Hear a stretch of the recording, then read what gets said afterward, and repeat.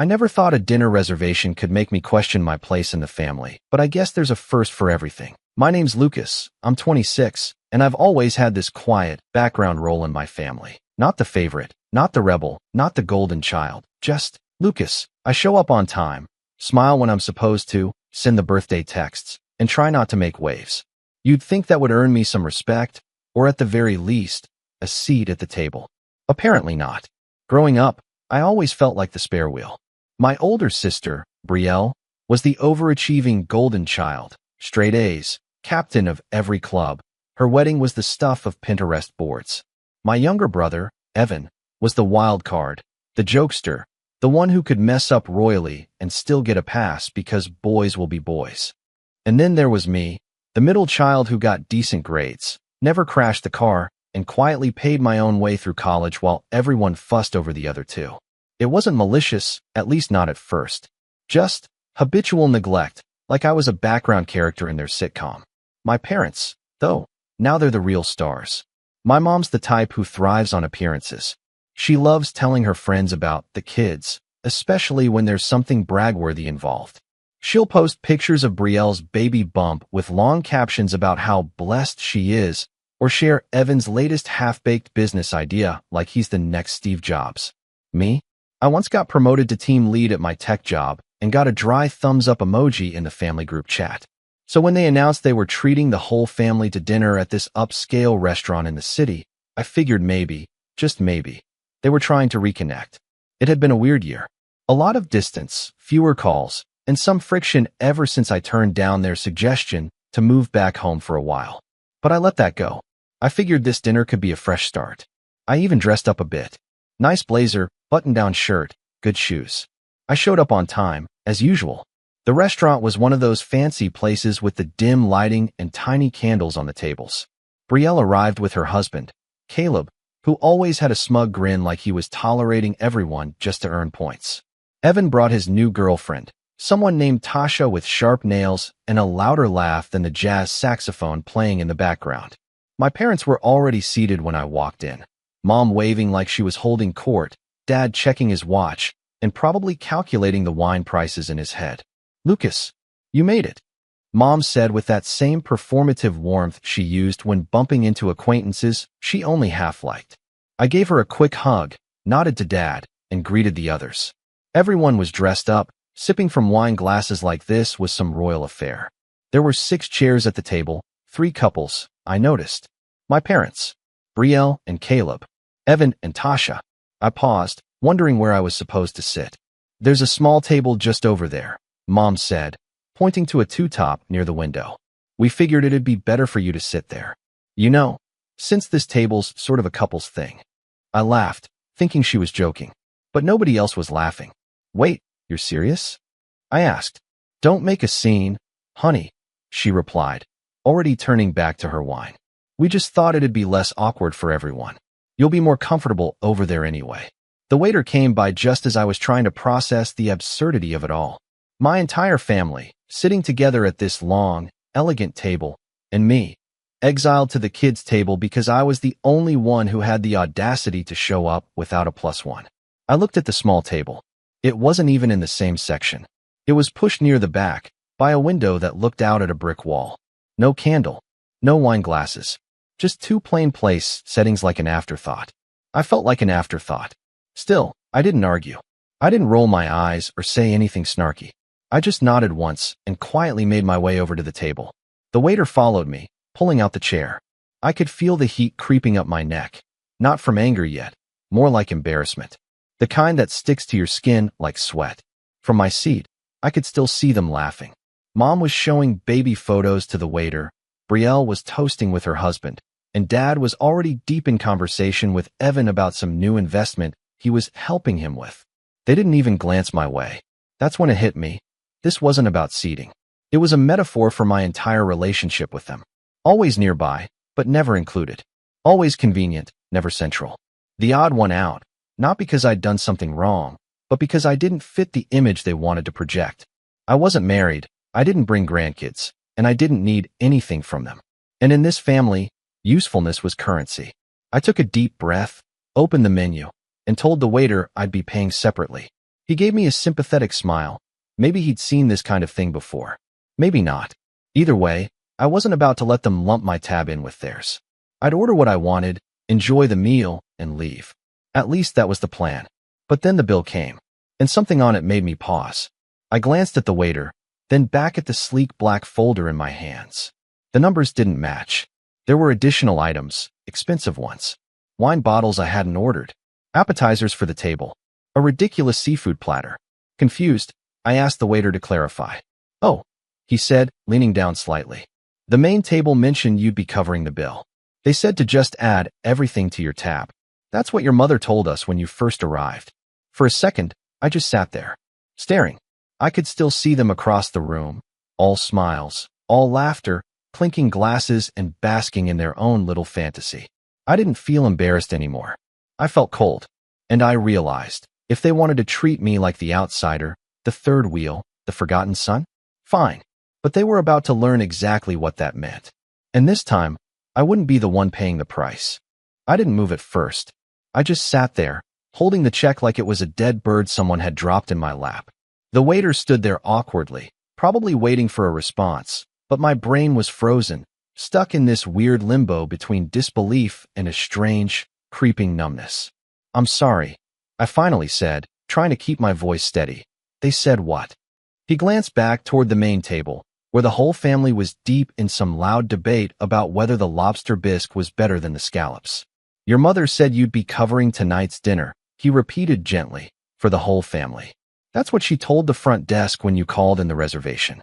She confirmed it again when they were seated. Except I hadn't called in the reservation. I hadn't even known where we were eating until this morning when Brielle texted the name of the restaurant. I was at work, took one look at the place, shook my head at the menu prices, and figured, hey, must be a special occasion if they're choosing somewhere like this. And now it made sense. It wasn't generosity. It was theater. It was another production, another perfectly curated evening where appearances came first and the rest of us were just props on stage. Except this time, I wasn't even allowed on stage. I'd been shoved into the audience and handed the bill. I looked back down. Over $870. And that didn't include tip. I was still staring at the total when the waiter cleared his throat softly. "Would you like me to run the card on file, sir?" Card on file. My stomach turned. I only had one card linked to my name. My family did have it. Or, rather, my mom did. Years ago, I let her use it temporarily when she was helping me handle some tuition payments. I never thought to remove it. It was a joint account at the time, and I'd eventually split off and opened a new one when I got a better job, but the old card remained active, mostly untouched. I'd always meant to cancel it, just never got around to it. And now here it was, being used against me. I gave a tight smile, took the check, and told the waiter I'd be handling it myself. He nodded and walked off, and I immediately pulled out my phone, logged into my account, and saw the pending charge, already authorized. They hadn't just assumed I'd pay. They planned it. They set me up. That cold feeling returned, but this time it wasn't shock. It was clarity. I stood up, trying to steady my breathing, and walked slowly toward the main table. No one noticed me at first. My mom was fussing over Tasha's earrings. Evan was halfway through some long-winded story about an argument he got into at work. One of those, I totally own my boss, type rants he always exaggerated. Brielle was scrolling on her phone, only half listening to Caleb drone on about house renovations. I stopped beside my father, who looked up briefly, eyebrows raised. "Lucas, you good?" he asked, as if I were the one being weird. I didn't speak right away, just looked at my mom. She finally glanced over and gave me this bright, artificial smile. "Everything okay, sweetie?" "You told them I was covering dinner," I said flatly. Her smile didn't fade. "Well, yes. You said you got that new promotion at work, didn't you? We figured it was a nice gesture. Family supporting family. You know, giving back. Don't make a scene. Giving back. Like I owed them something. Like they hadn't spent years overlooking me, dismissing me, and now decided I should be grateful to foot the bill for a dinner I wasn't even allowed to sit at." I didn't yell. I didn't throw the check in anyone's face. I just turned and walked away, straight past the hostess, out the front door, onto the street. I stood there on the sidewalk for a few seconds, letting the cool night air hit me like a slap. And then I did three things. First, I called my bank, told them the card was being used without authorization. The fraud team put it on hold immediately and flagged the restaurant charge as suspicious. They assured me the funds would be reversed pending investigation. Second, I logged into the card's online portal and canceled the entire thing. Permanently. No more shared access. No more old connections. Third, I called a rideshare, got into the car, and didn't look back. I was halfway home when my phone lit up. Missed call, Mom. Missed call, Dad. Text from Evan. Dude, what? You just left. Text from Brielle. That was super immature. You embarrassed Mom in front of everyone. Text from Mom. We need to talk. The waiter says your card was declined. Please fix this before we have to involve the manager. I didn't reply. Instead, I sent one message. Just one. If only couples sit with adults, I guess I'm not one. So you shouldn't expect me to pay like one. No response. Not for 20 minutes. And then all hell broke loose. The group chat lit up like a Christmas tree. Dad, Lucas, this isn't funny. We're sitting here trying to figure this out. Come back and settle this like a man. Mom, you are humiliating us. What kind of son behaves like this? Brielle, you're acting like a child. Grow up. It's just dinner. Evan, yo, this is not cool. They had to call the manager. That last one almost made me laugh. Like I had ruined their big evening. Their perfect, carefully crafted dinner where I was nothing more than an extra. But then I got the message that broke me. It wasn't in the group chat. It came privately. From my mom. I don't know what's gotten into you lately, but this behavior is exactly why we don't include you more. You always make things about yourself. That's when I snapped. Because for so long, I'd swallowed it. Every ignored accomplishment, every brushed off text, every holiday where I was stuck on airport duty while the others took group photos by the fireplace. I'd endured the guilt trips, the backhanded compliments, the patronizing concern about my single lifestyle. I told myself it was family, that they meant well, that maybe I just wasn't trying hard enough to connect. But this message, this little slice of weaponized guilt, it was the final straw. I didn't reply. Instead, I scrolled through years of messages and saw the pattern. The time they forgot my birthday, but remembered Evan's with a week-long beach trip. The time I got promoted and they changed the subject to Brielle's new couch. The time I said I couldn't lend money because I was saving for a house and they called me selfish. The pattern wasn't subtle. I just hadn't wanted to see it. But now I did. And once you see it, you can't unsee it. The car pulled up outside my apartment. I got out, paid, walked inside, and just stood in my kitchen. Still dressed from dinner, blazer wrinkled, tie half loosened. And I realized something. They didn't treat me like family. They treated me like a service. The reliable one. The quiet one. The one who shows up, shuts up, and pays up. But that guy was gone now.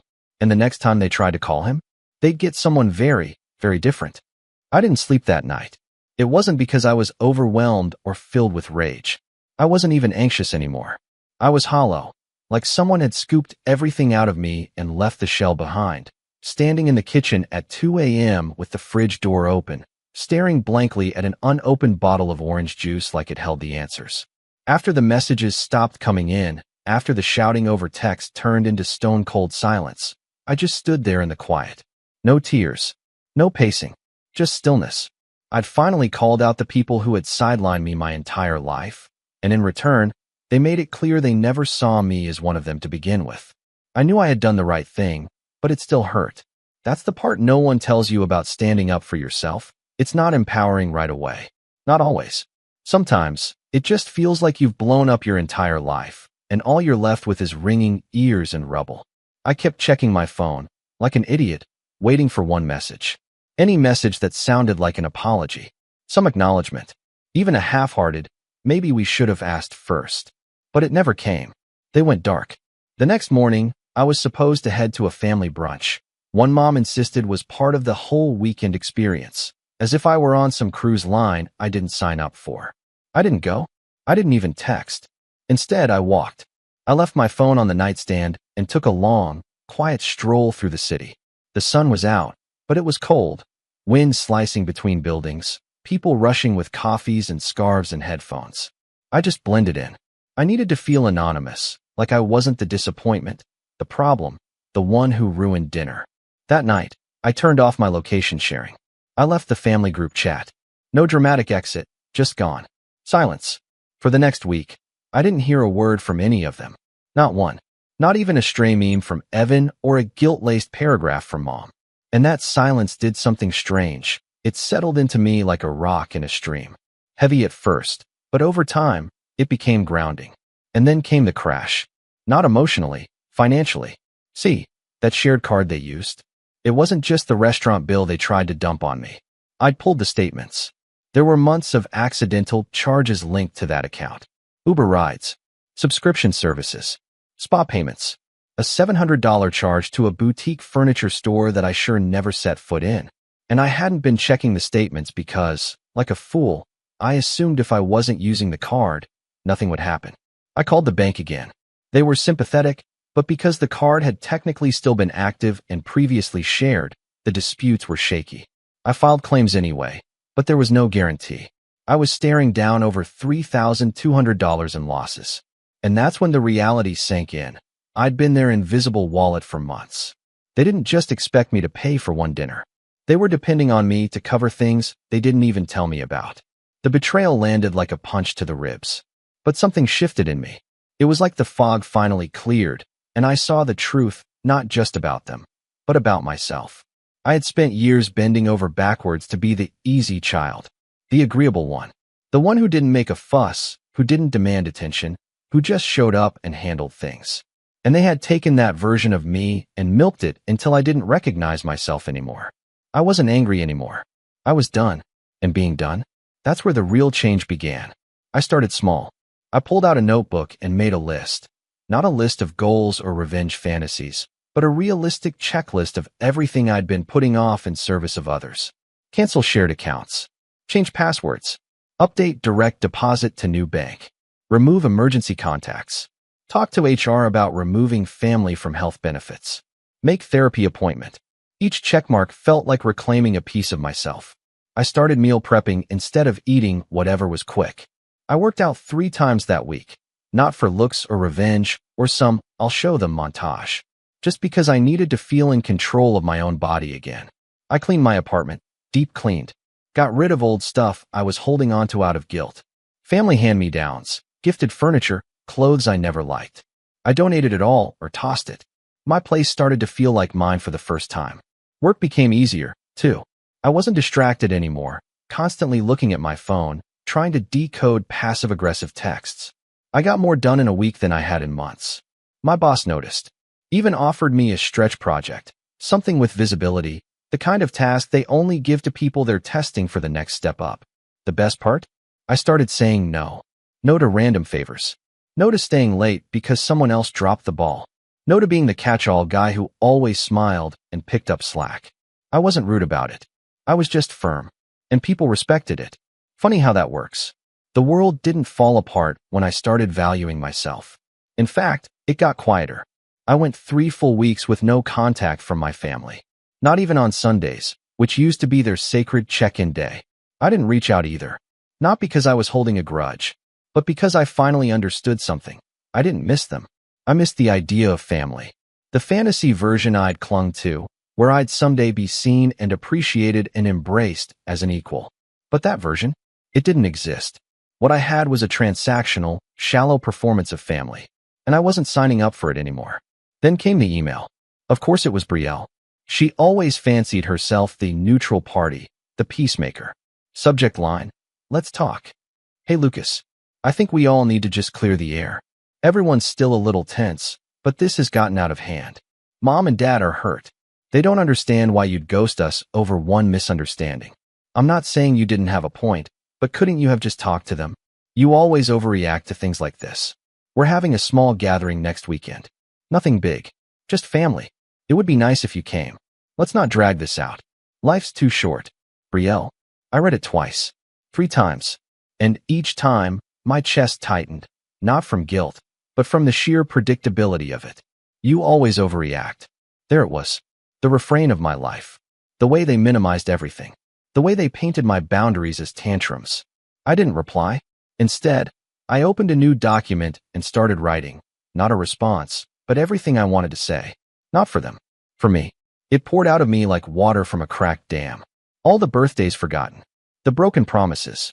The years of being told I was so independent whenever I needed something and they didn't feel like giving it.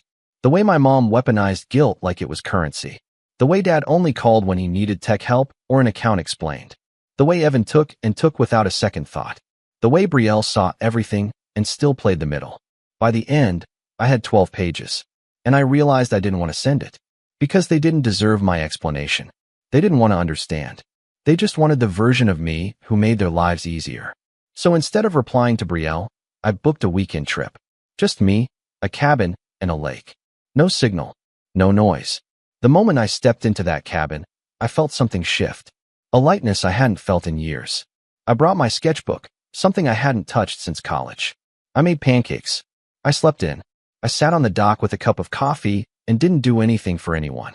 And I realized something important. You don't have to earn peace. You just have to stop giving it away.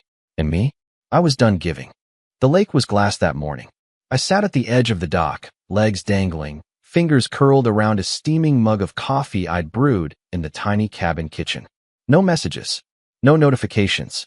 Just silence and the soft lapping of water brushing the wooden beams beneath me.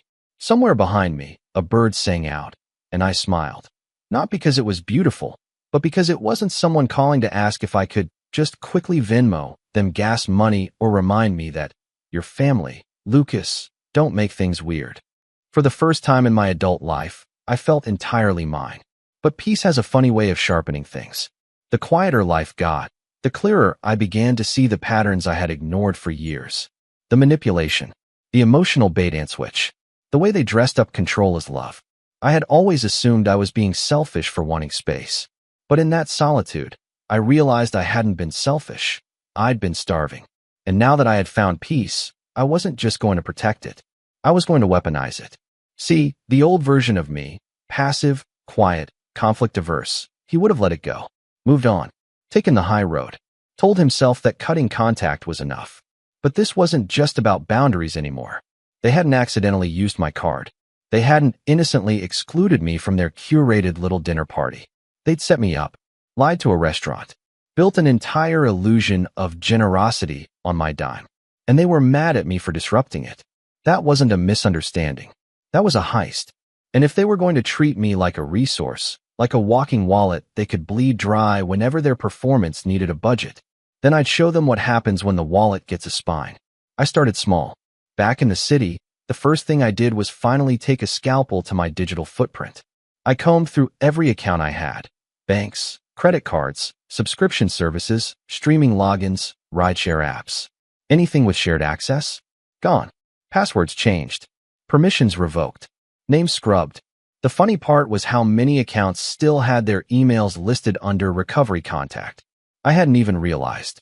All those little, oh, just use mine, it's easier moments had created a web I was trapped in. I deleted every thread of it. Then I went to work. Literally and figuratively. At the office, I threw myself into that stretch project my boss had floated. It was tough. Lots of late nights, technical hurdles, a steep learning curve. But it was the kind of work that mattered. The kind that got noticed. I stayed quiet about my family situation. When people asked how my weekend was, I just smiled and said, peaceful. That was the truth. But at night, I planned. It started with a spreadsheet. Names, dates, transactions. I traced every suspicious charge on that old card, matched them to receipts, screenshots, geotags from their social media posts. A manicure appointment here. A dinner tagged #date night there. They'd been reckless. Entitled people usually are. Then I remembered something from years ago. When I was 19, my mom had asked me to help her organize the family finances. She'd gotten overwhelmed with paperwork. I built her a shared Google Drive folder. Taught her how to scan and upload bank statements, receipts, warranties, everything. She never deleted it. Just got lazy. Kept uploading. Out of curiosity, I logged in. And there it was. Every document. Still meticulously sorted. Insurance forms. Mortgage paperwork. Tax returns. And, bingo, copies of my credit card statements. Even after I'd split the account. They hadn't just used my card. They'd been tracking it. I downloaded everything. Stored it on an encrypted drive. Labeled every file. Color-coded every abuse. This wasn't just a family squabble anymore. This was financial exploitation. And I was done playing polite. But I didn't want revenge that burned bridges. I wanted one that revealed them. That exposed the imbalance for what it was. Not just to me, but to anyone they tried to manipulate in the future. I wasn't going to scream at them. I was going to force them to look in the mirror. And so, I started setting the stage. First, I reached out to my Uncle Martin, Mom's brother, kind of the black sheep of the family, gruff, divorced twice, chain-smoked cigars and never made it past middle management, but he was sharp, and he hated phonies, especially Mom's carefully curated happy family act. I called him under the pretense of catching up. We talked for an hour. About work, life, the time he got food poisoning at Evan's graduation party and still hasn't forgiven them for it. He laughed when I brought it up. Then I casually asked, "Hey, Uncle M, you ever feel like our family only calls when they need something?" Dead silence. Then a dry chuckle. "Lucas, that's the only time they call." So I told him, not everything, just enough. The card, the dinner, the fact that they told the restaurant I'd pay for everything without asking me, then tried to guilt me when I refused. There was a long pause. Then he said, "You want help making sure they remember it?" And just like that, I had my first ally. Uncle Martin didn't have a lot of influence, but he had ears. He was still looped into all the cousin group chats, the second-tier family updates, the ones where Mom's perfect family image circulated. He offered to do one thing, start talking. Not dramatically, just the occasional, "You hear what happened with Lucas?" over coffee. A raised eyebrow at a reunion. A slow, "Huh? That doesn't sound like the whole story." I didn't ask for lies. I just asked for the truth to breathe. Then came step 2, setting the bait. A few days later, I posted a photo on social media. Me, on a rooftop, dressed sharp, skyline behind me, holding a drink. Caption, "Some doors only open once you shut the wrong ones." I never post. So of course, it got their attention. Within hours, Evan viewed it. Then Brielle. Then Mom. The next day, a message. From Dad. "Hey kiddo. Hope you're doing okay. Your mother's a little worried. Can we talk sometime soon?" Not his worry. Hers. And sometime soon. Not even a specific effort. Old me would have replied instantly, eager to smooth it over. To be the peacemaker, even when I was the one hurt. New me waited 4 days. Then replied, "I'm open to talking. But only if it's actually a conversation, not just you guys defending yourselves." Another message followed. This time from Brielle. "I think everyone would feel better if we just aired everything out in person. You know how things can be misinterpreted over text. Let's just talk." I agreed, but I picked the place. Neutral ground. Public. No audience they could rally. I booked a table at a quiet tea shop near my office. A place where people talk, not perform. Then I printed everything. Not to confront them, not yet, but to see how they reacted when the power dynamic shifted. The card statements. The screenshots. The email thread where Mom confirmed I'd pay the restaurant. The bank letter confirming their use of the card after I'd separated accounts. I slid everything into a black folder. This wasn't a tantrum. This was documentation. I rehearsed what I'd say, not a script, just anchors. I'm not angry. I'm disappointed. And I see things clearly now. This isn't about money. It's about how you see me. You've used love like a favor I have to earn. I'm not here to be part of the family you pretend to have. I'm here to tell you who I really am. I wasn't looking for an apology. I was looking for a reaction. Because people show their truest selves when they lose control. And I had taken theirs away. They showed up 15 minutes late. I was already on my second cup of oolong tea when my parents and Brielle walked into the cafe. Dad in a too-tight blazer he probably hadn't worn since Evan's engagement party.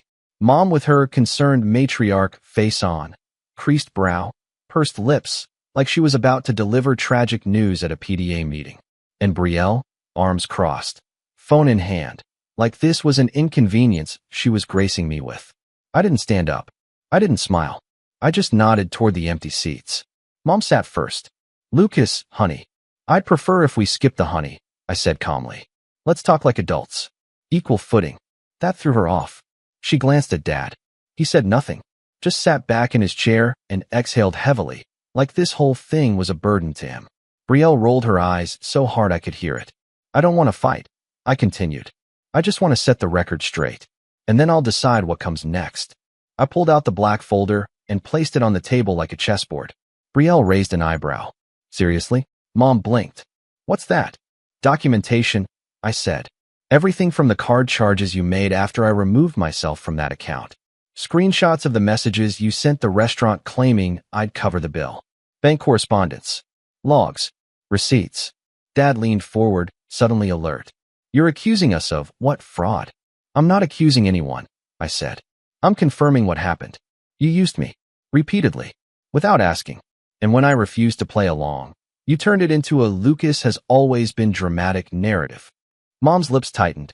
Lucas, I don't think you understand the full context. I held up a hand. You mean the context where I was good enough to pay, but not good enough to sit with you? She flushed. Dad muttered something under his breath. I'm not here to argue, I said. I'm here to explain what happens next. I pulled out 3 letters, one for each of them, and slid them across the table. Brielle picked hers up and started reading. What is this? She asked. Her voice had lost its edge. It's a bill, I said. Itemized. For every unauthorized charge made using my card. With due dates. You're serious? Dad asked, voice rising. Dead serious, I replied. I've already submitted the documentation to my lawyer. If I don't receive reimbursement, we'll pursue it through small claims court. Brielle scoffed. This is petty. No, I said quietly. What was petty was lying to a restaurant to make me look generous in front of your friends. What was petty was assuming I wouldn't notice thousands of dollars missing. What was petty was telling the waiter I'd already agreed to cover it, when I didn't even know the reservation existed until the morning of. Dad's face was turning red now. You want to sue your own family over a couple of dinners and some bills. It's not about the money, I said. It's about respect, and boundaries, and consequences. I let that hang in the air. Then I delivered the real blow. I've also compiled everything into a report I'll be submitting to the family's accountant, I said. Because I know you've been using my name on certain shared assets, like the condo utilities, the internet at Brielle's place, the auto insurance under my old policy. Mom's eyes widened. Brielle sat up straighter. You wouldn't. I would, I said. And I did. And Uncle Martin's already seen a copy. Dad nearly choked. You brought Martin into this. He asked me if I needed support. I said simply. So I gave him the facts. And he's choosing to believe them. Silence fell over the table. I waited. Then I leaned back in my chair. You have 2 weeks to pay me back. Quietly. No drama. No smear campaigns. No guilt-tripping texts. If I get even one family means forgiveness email, the court filings go public. Mom looked like she'd been slapped. Brielle's hands were shaking.